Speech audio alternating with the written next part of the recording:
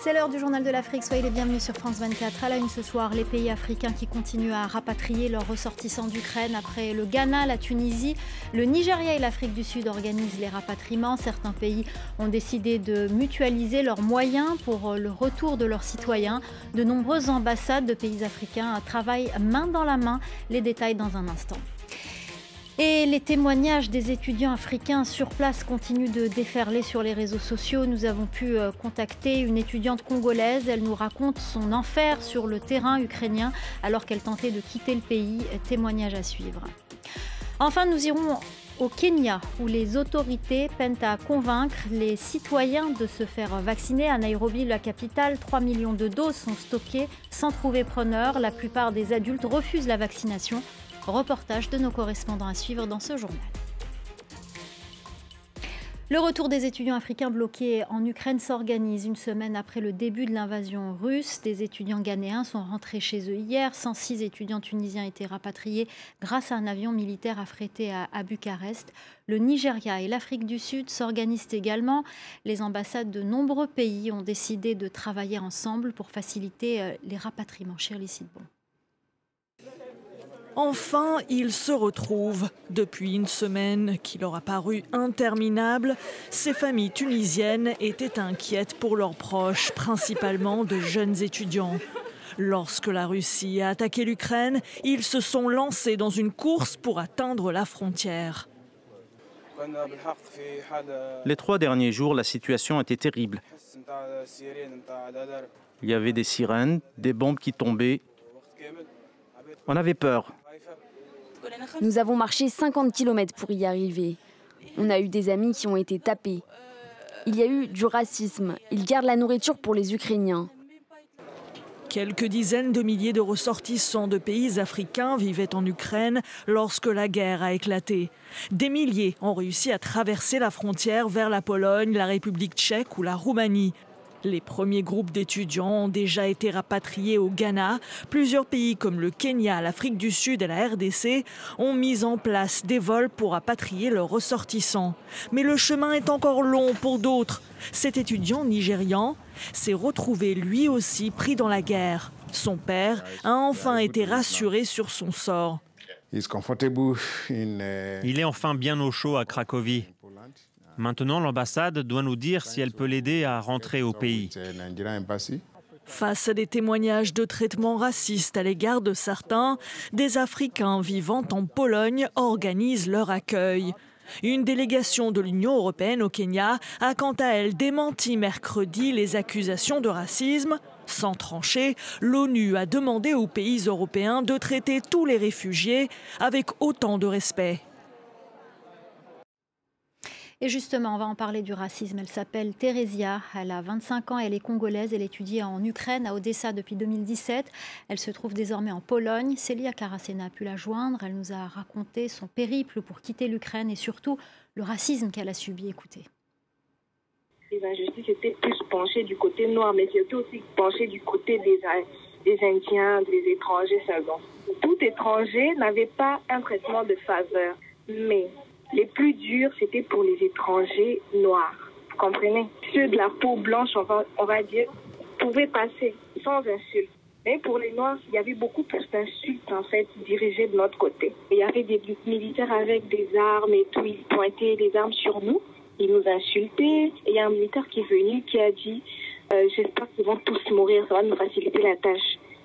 Il y avait d'autres militaires qui venaient, mais d'où viennent tous ces Noirs, d'où viennent tous ces étrangers, rentrez chez vous.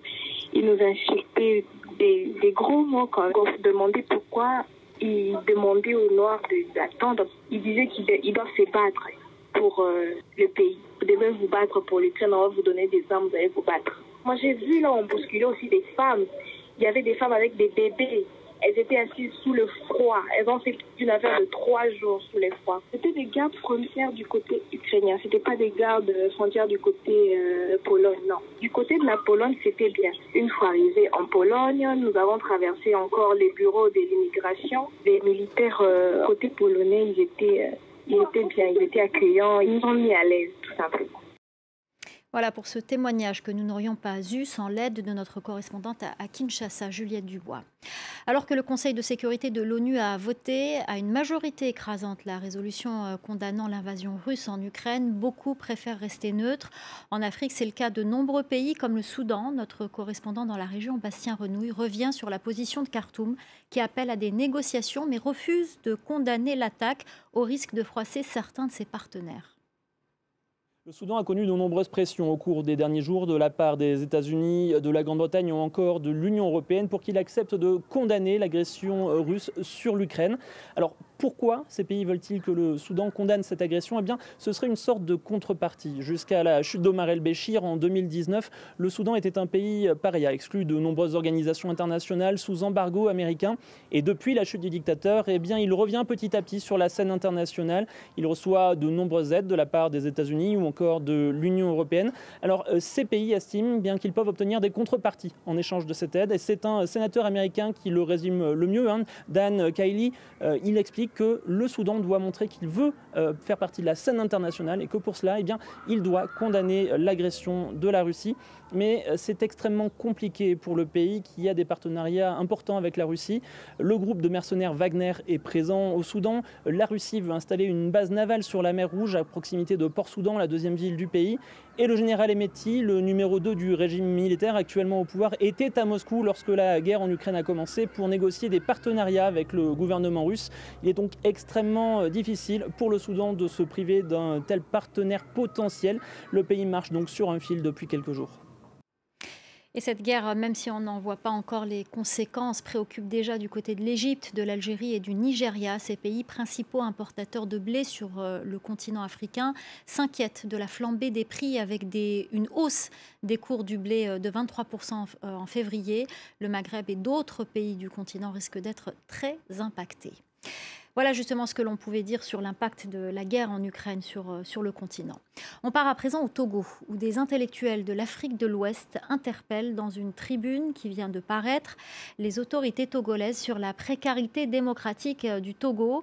Le Togo est en effet le seul pays d'Afrique de l'Ouest à n'avoir pas connu d'alternance politique en plus de 50 ans. Parmi les signataires, l'opposant Nathaniel Olympio, président du Parti des Togolais. Écoutez. Le Togo est dirigé par la même famille depuis 54 ans. Bien sûr, il y a des élections, mais les élections sont vidées de leur substance. Les institutions sont assujetties à l'exécutif. Et tout le monde sait que les élections sont un jeu de rôle finalement. Pour cela, la démocratie, elle est confisquée. Vous savez, ça bouge partout en Afrique de l'Ouest. Des révoltes par-ci, des coups d'État par-là. La jeunesse togolaise ne supporte plus la privation de liberté. Elle ne supporte plus la privation de démocratie. Son avenir bouché, elle ne supporte plus. C'est pour cela que j'appelle Faure Gnassingbé à faire preuve d'ouverture démocratique pour éviter de retomber dans les contestations populaires et les répressions violentes. Dans le reste de l'actualité, en bref et en images, le lieutenant-colonel Damiba, auteur du coup d'État le 24 janvier dernier au Burkina Faso, a de nouveau été investi mercredi président au lendemain de l'adoption d'une charte de la transition, une charte qui prévoit une transition de 3 ans. En Libye, le Parlement a accordé mardi sa confiance à un nouveau gouvernement dirigé par l'ex-ministre de l'Intérieur Fethi Bachara. Un vote à 92 voix sur les 101 députés présents. Une décision qui défie le cabinet basé à Tripoli qui refuse de céder le pouvoir avant la tenue d'élections. La nomination de Fatou Bensouda à la direction de la commission d'enquête de l'ONU sur les violations présumées des droits humains par toutes les parties au conflit en Éthiopie. Pour rappel, la Gambienne a été procureure générale de la CPI, la Cour pénale internationale, de juin 2012 à juin 2021. Son mandat a été marqué par l'acquittement de l'ancien président ivoirien Laurent Gbagbo et de son ancien ministre Charles Blé Goudé. Direction le Kenya, le pays a en stock 3 millions de doses de vaccins contre le Covid-19 et seulement 27% de la population adulte a déjà reçu au moins une injection. Le ministère de la Santé a bien tenté une campagne de vaccination en février, mais c'est un échec. Reportage de Bastien Renouille et Caroline Quimeux. Dans ce centre des services publics, il est désormais possible de se faire vacciner. On vaccine contre le Covid-19 ici, c'est gratuit. Venez. Mais difficile de convaincre tout le monde. Le Kenya a reçu plus de doses qu'il n'en faudrait pour répondre à la demande de la population. Environ 3 millions sont stockés à Nairobi et attendent d'être utilisés. Une course contre la montre avant qu'elle ne périme. À Nairobi, nous avons observé que pour que les gens se fassent vacciner, il faut que le vaccin vienne à eux.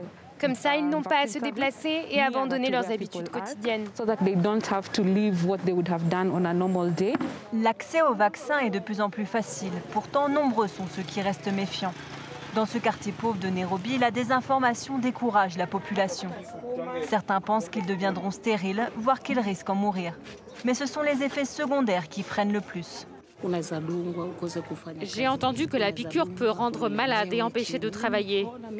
Et mes enfants comptent sur moi. Mon job me demande beaucoup d'efforts. Si je ne peux pas travailler pendant une semaine, que va-t-il se passer? Cet agent de santé fait du porte-à-porte pour inciter les plus récalcitrants. Et ta famille, elle est vaccinée? Refta visite régulièrement une centaine de maisons et de commerces depuis le début de la pandémie. Selon elle, 80% de sa communauté est désormais vaccinée. Au tout début, c'était très difficile de les convaincre, mais à force de venir les voir jour après jour et de leur expliquer l'importance de l'injection, c'est devenu plus simple. Le gouvernement espère que tous les adultes du Kenya seront vaccinés fin 2022. À l'heure actuelle, seuls 27% d'entre eux ont reçu au moins 2 doses. Voilà, c'est la fin du Journal de l'Afrique. Merci aux équipes en régie, merci aux correspondants sans qui ce journal ne pourrait pas se faire. Merci à notre chef d'édition, Célia Caracena. Et merci à vous de nous être fidèles. Restez avec nous, l'info continue sur France 24.